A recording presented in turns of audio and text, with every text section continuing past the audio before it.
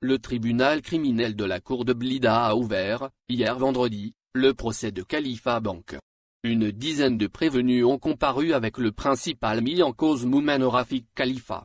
Les chefs d'inculpation portés à l'encontre des accusés, dont Moumen Khalifa, sont association de malfaiteurs, vol qualifié, escroquerie, faux et usage de faux en écriture bancaire, trafic d'influence, corruption et banqueroute frauduleuse.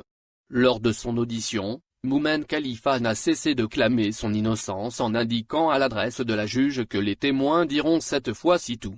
Il semble être convaincu que la situation pourrait tourner en sa faveur. L'Algérie a changé depuis l'instruction sur cette affaire, selon lui. Il a, en effet, nié être le responsable de la banqueroute frauduleuse. En revanche, il n'a pas hésité à faire porter le chapeau au président déchu Abdelaziz Bouteflika et à l'ancien ministre des Finances Mohamed Djellab. Le principal mis en cause déclare alors que quand j'ai quitté Khalifa Bank, j'ai laissé dans les caisses plus de 90 milliards de dinars.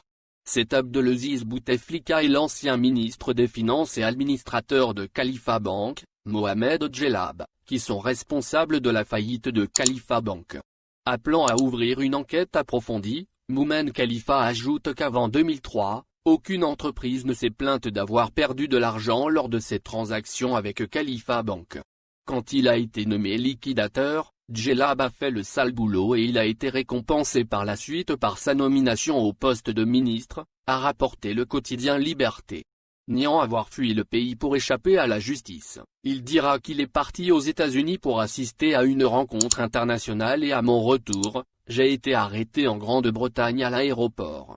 Pour rappel, le tribunal criminel près la cour de Blida avait condamné Moumen Khalifa, en 2015, à 18 ans de prison ferme, assorti d'une amende d'1 million de dinars et de la confiscation de l'ensemble de ses biens, pour constitution d'une association de malfaiteurs, vol en réunion et escroquerie et banqueroute frauduleuse, abus de confiance et falsification de documents bancaires.